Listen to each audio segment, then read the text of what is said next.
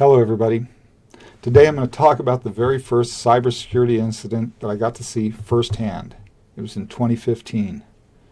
Of course, I'd seen computers infected with viruses, erased, messed up, but this was my web server. You know, to have a website, you need to register the name for your site, a domain name, but you also need a place for it to live. You need a place to host it, like an apartment. I had a number of websites on this web host, like a small apartment building.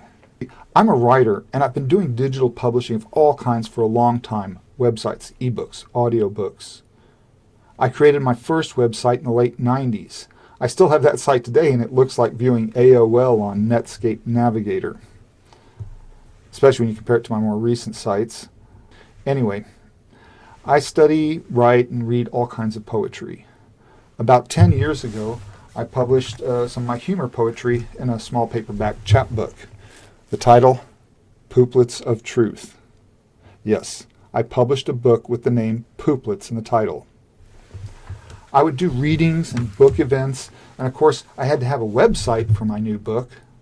And this was years ago, when there were still lots of the great domain names that weren't yet registered. I was able to snag pooplets.com. According to one marketplace, the domain pooplets.com is now worth over $1,000. Seriously. So anyway, I build a funky little web page with a link to Amazon, and I move on. And at this point, I was running a handful of websites for books, scuba diving, poetry. Now, everybody gets spam, but if you buy web hosting services or if you register a domain name, you start getting specific spam. It's things like name registration, hosting plans, and website security. One day, I get an email telling me that there's illegal activity occurring on one of my websites, and I'm supposed to contact these people immediately. Now, to this day, that is a classic scam to get on your computer and steal your money and your identity. And just like those scams, this email came from a company with a scary name that had some combination of words like forensic, digital, investigations, security. So I ignore it. And the next day, I get a couple of more emails from places with scary high-tech names. And it makes me nervous enough that I make a point to quickly browse through my files on my web host. But it's a lot of files. Nothing seems that everything looks to be in order. I look at the metrics of the site. You know, how many visitors looking at what pages. And these are very low traffic sites. So a few dozen hits produces a big spike in the charts. And I did notice there was extra traffic connecting to pooplets.com, and the IP addresses were in Russia. If you want to know how naive I was, I'm looking at this traffic analysis and saying to myself, that's weird. Why are people in Russia so into my poetry? I'm still getting angry emails from people I don't know, and I'm thinking they're stupid if they believe I'm going to click a link in an email from a stranger, but I am getting a little freaked out, and I finally get an angry email that has a phone number in the signature, so I call. A receptionist answers, and a chill goes down my spine, because at this point I was still expecting a guy in Nigeria talking on a burner phone. Advanced System Security Digital Recovery Operation Professionals, can I help you? Okay, I don't know what their name was, I don't remember, but I was a different person immediately. I knew something was up. And I say, hi, I'm John Stan. I got an email about my website being investigated. I felt like a kid going to principal's office who could have gone to prison. She asked me for a case number in the email and says, okay, I'll connect you with an investigator. This guy comes on the phone and he is scary. I don't remember his name, I don't remember his company, I don't remember anything about him, but I remember his voice. Mr. Stanton, we're investigating a fraudulent bank website that's being hosted on your domain. I couldn't believe what I just heard. I was stunned. I didn't have any answer. I said, sir, I don't know what's going on. And again, I don't remember who this guy was, I don't know where he's from, but I'll remember the next part of this conversation for the rest of my life. He says, Mr. Stanton, do you own the domain pooplets.com? Every time I think about that moment, I still laugh. As scary as the guy was, Pooplets broke him down. He didn't know didn't know what to make of Pooplets. But when it was happening, it was frightening. It was very frightening because it was in that moment I realized this is real and it's going down. I said, but I looked at my files. I couldn't see anything. Then talk to your webmaster. But I am the webmaster. Then talk to your web host. If this site isn't taken down, you're going to be in serious legal jeopardy. So I talked to my web host, the owner of the building where my websites are renting apartments. Now, my web presence has moved to different web hosts over the years, maybe 4 or 5 times, and I've had web hosts that were the equivalent of digital slumlords. I'm pretty happy with my current host, but I've had some bad ones, and this particular host was just bad, sloppy, poor service, outages, so of course they were absolutely no help. They said it was my files, my problem, but for another $14 a month per domain, they could enable some kind of super defender to protect all of my sites. Like over $60 extra a month. I was completely on my own.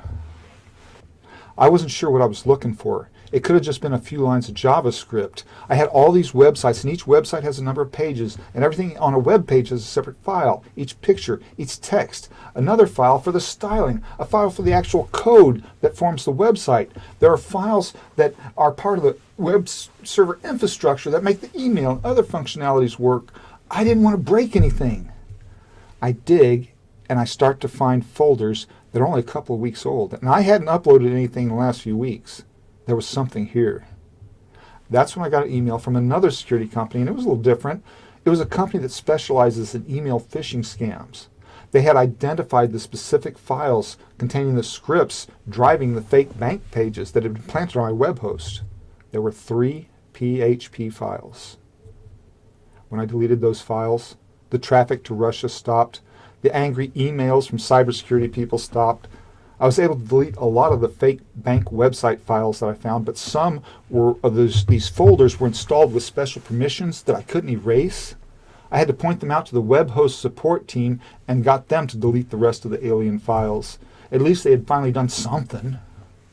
Life finally got back to normal. So now I'm looking back on this from 7 years later. I've been training in IT. I got a CompTIA Security Plus certification. I get into online hacking challenges. I do videos on malware analysis. If this happened to me today, I would know exactly what to do, where to look in the logs and files to investigate what happened. But I don't have much documentation about the incident that it was 7 years and 3 web hosts ago. But I think I have 3 main theories, 3 main possibilities. The first one is that they brute forced my admin password to the web host. That's when they use a piece of software to attempt thousands of logins using old passwords or random combinations of numbers and letters. They can get in and set up their fake page. But I don't think that's what happened, because they would have had access to the whole host. They could have anything they wanted, my billing information, my credit card. The second possibility is they may have broken into a service running on the web host.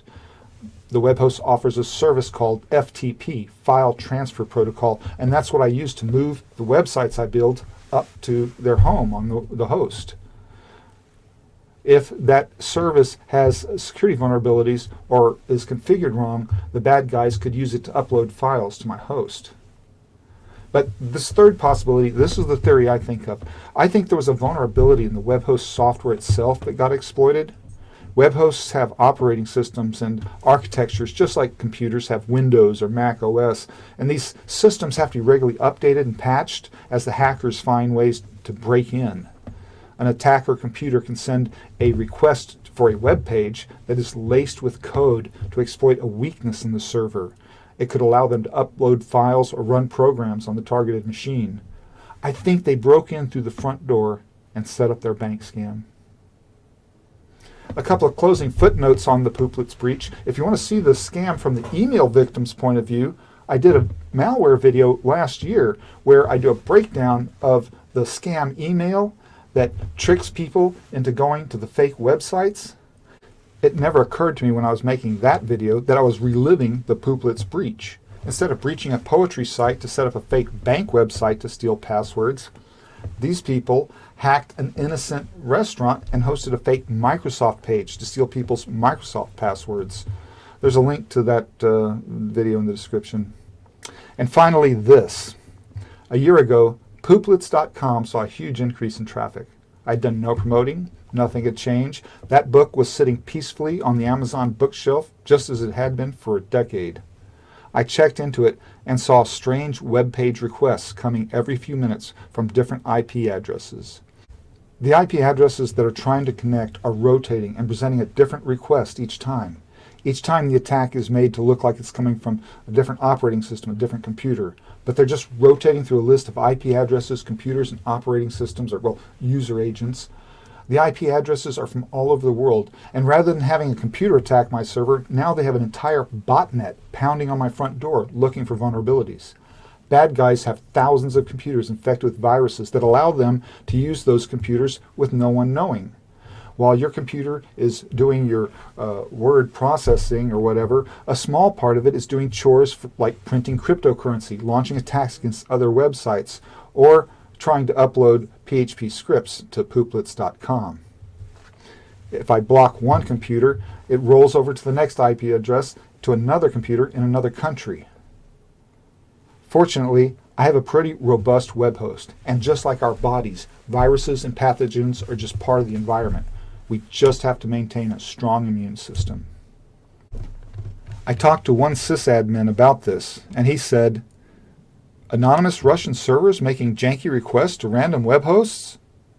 It must be Tuesday." Thanks for watching, everybody, and keep your software updated.